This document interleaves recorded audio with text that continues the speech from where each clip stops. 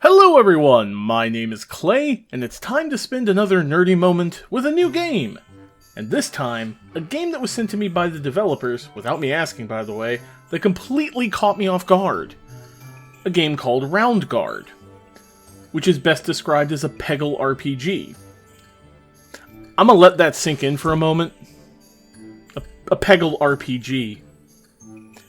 I was confused at first too, but trust me when I say that it's actually really well done. If you are unfamiliar with what Peggle is, allow me to give you a quick description.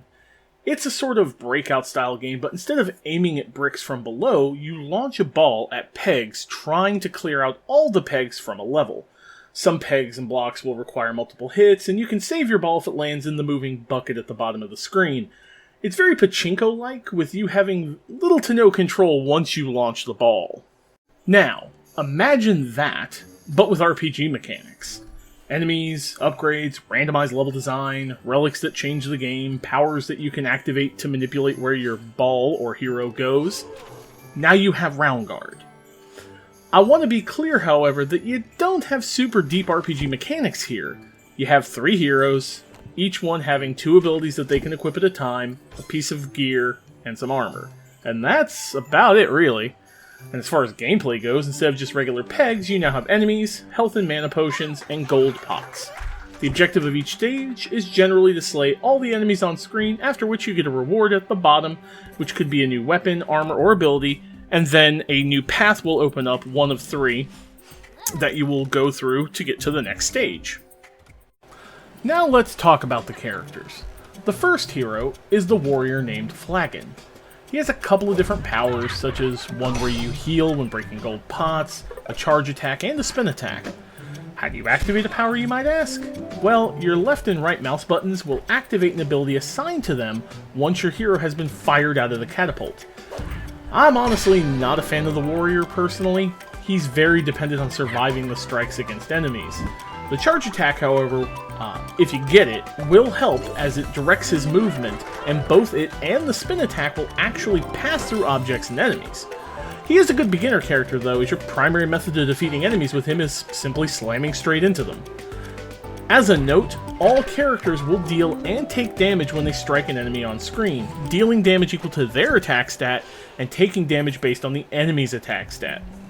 Enemy info is also shown on the right-hand side of the screen. The second hero is a rogue named Shade. Her abilities are much more interesting, in my opinion, such as her double jump. Hold down the button for double jump and a targeting reticule will pop up, and when released or fully charged, she will fire off in that direction. She does extra damage when she hits an enemy after that double jump as well. The first time I cleared a run was with the rogue, and having a mobility power in a game where random chance is a big factor is huge. She also gets poison abilities, arrow shots, and smoke bombs as well to help deal damage to the enemy. The final hero, and arguably my favorite, is the wizard named Fizz. My favorite power of hers is the lightning bolt. 2 bugs will walk up and down the walls on the sides of the stage you're in, and when you activate the ability, bolts of lightning will fire instantly from her to each bug. They break gold pots, damage and debuff enemies, and can even hit potions. She can also throw poison frogs, bubble lock enemies, and even gets a damage shield later. I find her the easiest to play, although her actual attack power is kind of low, and you have to rely on her abilities and mana. But all of her abilities are bonkers, and she seemed, to me, to be the fastest at clearing runs. Skeletons are a pain though, as they're immune to most status effects, and Lightning Bolt applies a status effect that they ignored, as do the poison frogs. There are more powers for each hero as well, and powers you find can be upgraded with modifiers like poison enemies on hit or regain health on use. Or my favorite that I got for my wizard run, refill your mana at the start of every room, meaning I could spam her lightning attack near constantly. Beyond that, it's very roguelike in its design, but it's much more simplistic. I spent about 6.5 hours so far with the game. I've beaten it with modifiers turned on with all 3 characters, and I very much enjoy it most of the time. Feels like a coffee break game, really. I do want to say that the mana burn debuff is really annoying and painful, especially when you get stuck bouncing between enemies who have it active. I dislike it quite a bit, and I feel like it can be a bit unfair at times. Maybe not have it stack or deal damage on application? If If I have any complaint really, it would be that all of the debuffs feel super punishing, with very little way to remove or avoid any of them. I also want to mention that I love the art style, but I find the music and sound effects to get annoying at times. I ended up turning the sound down on my playthrough.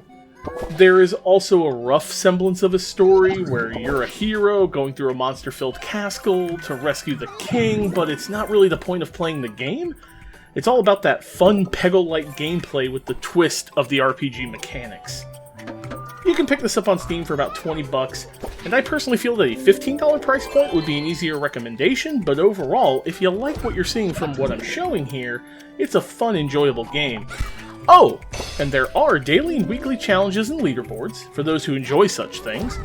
Also, the devs have been updating the game regularly, and when I played, there was a Christmas event with new bosses and modifiers added in. Anyway, thanks for watching, stay nerdy, treat each other kindly, and if you'll excuse me, I need to go see a horrible monster about a missing king. See you all in the next one. Take care.